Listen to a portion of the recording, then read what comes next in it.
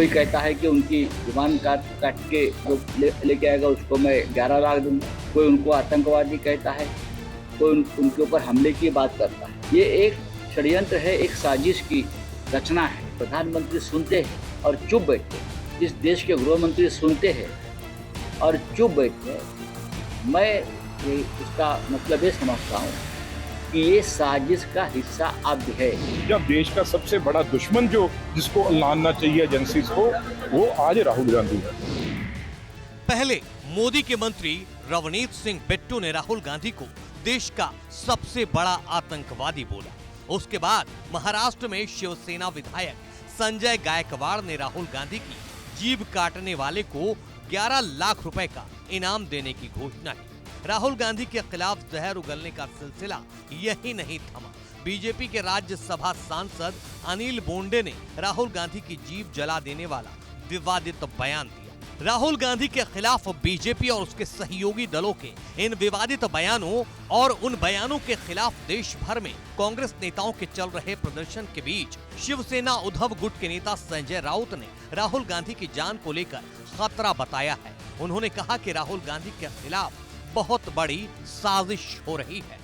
लोकसभा के नेता विपक्ष राहुल गांधी जी के बारे में, उनकी सुरक्षा के मामले में या उनकी जान को जो खतरा राजनीतिक दलों से इस देश के जो सामने आया है, वो बहुत ही गंभीर बात है। अब 2 दिन से जो बातें सामने आई है,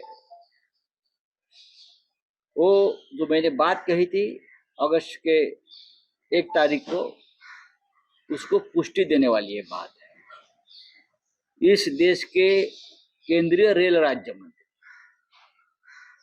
उत्तर प्रदेश के एक मंत्री सरकार की, महाराष्ट्र के बीजेपी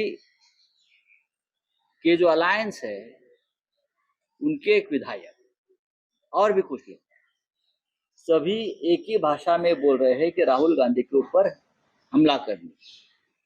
कोई कहता है कि उनकी जुबान काट काट के जो लेके आएगा उसको मैं 11 लाख दूंगा। कोई उनको आतंकवादी कहता है, कोई उनके ऊपर हमले की बात करता है। ये एक षड्यंत्र है, एक साजिश की रचना है। दरअसल संजय राउत ने राहुल गांधी के खिलाफ साजिश को 2024 के चुनावी नतीजों और इंडिया गठबंधन के बैनर तले राहुल के नेतृत्व में एकजुट होते विपक्ष को वजह बताई है, लेकिन साथ में जोड़ते हैं कि लोकतंत्र में ये तरीका कतई सही नहीं है। जिस तरह से राहुल गांधी के नेतृत्व में इस देश का पूरा विपक्ष एकजुट हुआ है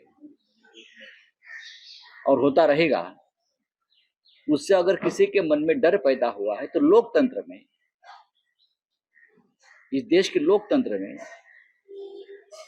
ये समस्या हल करने का ये मार्ग नहीं कि विपक्ष को जान से मारने की धमकी दी जाए। ये रशिया में होता है, ये रशिया में होता है कि विपक्ष के नेता को खत्म किया जाता है, और हो गया है, पुतिन ने कर दिया है, और भी देशों में हो सकता है।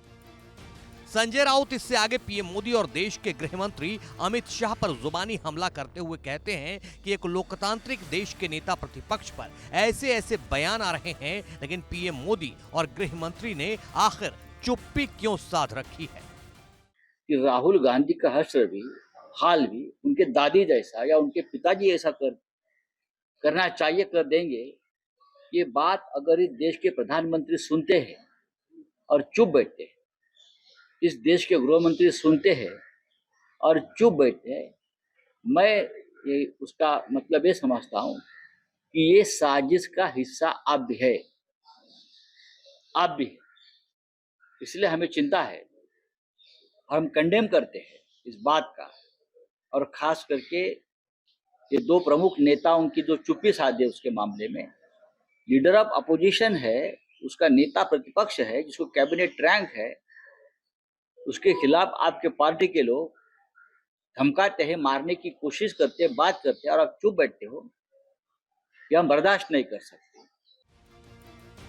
संजय राउत की आशंका और कांग्रेस नेताओं के प्रदर्शन को देखकर ऐसा लगता नहीं कि राहुल गांधी से जुड़े इस मुद्दे पर विपक्ष इतनी जल्दी शांत होने वाला है। इस बीच राहुल गांधी के खिलाफ विवादित टिप्पणी और धमकी भरे बयानों के खिलाफ कांग्रेस ने केंद्रीय मंत्री रवनीत सिंह बिट्टू, बीजेपी और शिवसेना के 4 नेताओं के खिलाफ पुलिस में शिकायत दर्ज करवाई है।